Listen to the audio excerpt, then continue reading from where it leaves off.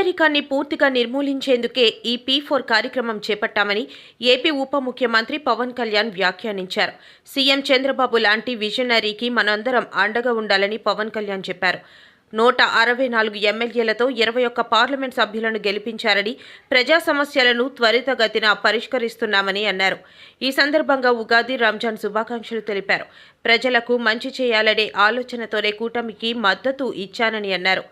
Parliament సభ్యులతోటి ఘన విజయం ఇచ్చినందుకు మీ అందరికీ ఈ ఉగాది పర్వదినాన మరోమారు మీకు ధన్యవాదాలు తెలియజేసుకుంటా ఉన్నాను. అంటే మీరే కనుక అండగా నిలబడకపోయిండుంటే ఈ రోజున ఇంత ఘన విజయం ఉండేది కాదు. ఈ రోజున మీరు ఎంతమంది గత ప్రభుత్వంలో ఎన్నిసార్లు చూసింటారు చెప్పండి. ఇక్కడున్న భవన నిర్మాణ కార్మికులు దాదాపు 59 మంది, 30 పైచిలుకు నుంచి 59 దాకా. అధికారికంగా ఆ రోజున మాకున్నది 34 మంది చనిపోయారు.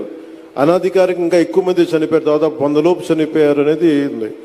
అలాంటి భవన నిర్మాణ కార్మికుల్ని ఇబ్బంది పాలు చేసిన ప్రభుత్వం అదైతే, ఈ రోజున భవన నిర్మాణ కార్మికుల్ని వేదిక పైన కూర్చోబెట్టి మీ కష్టం ఏంటి చెప్పు అని చెప్పి ఒక బలమైన, ఒక అనుభవశీలైన ఒక ముఖ్యమంత్రి ఆధ్వర్యంలో రాష్ట్రం ఎలా ఉంటుందో ఆ ప్రభుత్వానికి, ఈ కూటమి ప్రభుత్వానికి నిదర్శనం. నేను 2014 నుంచి కూడా నేను ఎందుకు ఏమి ఆశించకుండా గౌరవ ముఖ్యమంత్రి శ్రీ నారా చంద్రబాబు నాయుడు గారికి మద్దతు ఇచ్చాను 2014 నుంచి. అంటే మన దగ్గర సత్తా లేనప్పుడు, అది ప్రజలకి ఉపయోగపడే సత్తా కానీ, బలం కానీ, సమర్థత, తెలివితేటలు, ప్రతిభ ఒక నాయకుల దగ్గర ఉన్నప్పుడు అది ఓట్లు చీలకుండా అది ఇస్తే అది ప్రజలకి బలం అవుద్దని 2014 నుంచి నేను అదే పని చేశాను.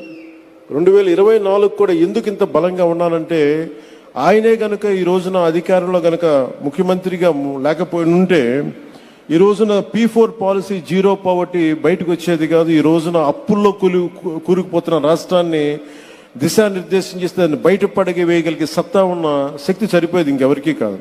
అందుకని మనస్ఫూర్తిగా కూటమికి, ఎన్డీఏ కూటమి నాయకులుగా, తెలుగుదేశం జాతీయ పార్టీ అధ్యక్షులుగా సమర్థవంతంగా కష్టాల్లో ఉన్న రాష్ట్రాన్ని మా అందరికీ మార్గదర్శకత్వం వహిస్తూ ముందుని నడిపిస్తున్న శ్రీ గౌరవనీయులు శ్రీ ముఖ్యమంత్రి శ్రీ నారా చంద్రబాబు నాయుడు గారికి ప్రత్యేకంగా ధన్యవాదాలు, కృతజ్ఞతలు, నమస్కారాలు తెలియజేసుకున్నాను.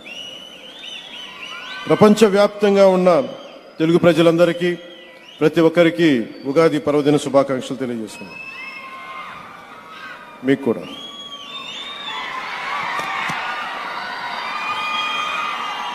ఈ P4 గురించి నాకేమనిపిస్తుంటే, P4 అంటే డబ్బులు ఇచ్చేయడం, అందరికీ ఒక ఆలోచన ఉంటుందేమో. P4 అనేది చాలా చాలా కీలకమైనది. ఇది ప్రభుత్వం ఉంటుంది, పబ్లిక్ ఉంటుంది, అలాగే ప్రైవేట్ వ్యక్తులు ఉంటారు. అలాగే ఇవన్నీ ఇంతమంది కలిస్తేనే పార్ట్నర్షిప్. ఇది ఇప్పుడు మనకి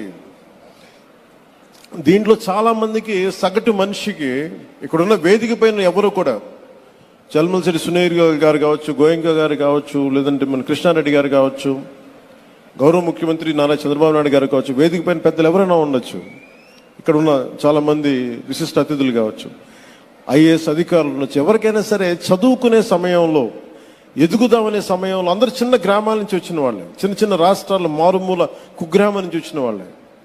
కానీ వాళ్ళకి ఏముంటుందంటే, ఎవరో ఒకరు సలహా ఇచ్చేవాడు కావాలి. ఏదైనా నాకు అవుదాం, ఏదన్నా నా జీవితం మెరుగుపడాలి అంటే సలహాలు ఇచ్చేవాళ్ళు కావాలి. అది ఒకసారి మాట అవ్వచ్చు, లేదంటే ఒకసారి ఒక చిన్నపాటి ధన సహాయం కావచ్చు, లేదంటే చిన్నపాటి ఒక మాట సహాయం కావచ్చు. ఇవన్నీ వ్యక్తులుగా అందరం చేస్తాం. కానీ దీన్ని ఒక ప్రభుత్వ కార్యక్రమంగా దీన్ని చేపట్టినందుకు మనస్ఫూర్తిగా ముఖ్యమంత్రి గారికి మనస్ఫూర్తిగా నా అభినందనలు, ధన్యవాదాలు తెలియజేసుకుంటున్నాను. ఈ ఉగాది మన రాష్ట్ర అభివృద్ధిలో ఒక చారిత్రాత్మక రోజుగా నిలిచిపోతుంది.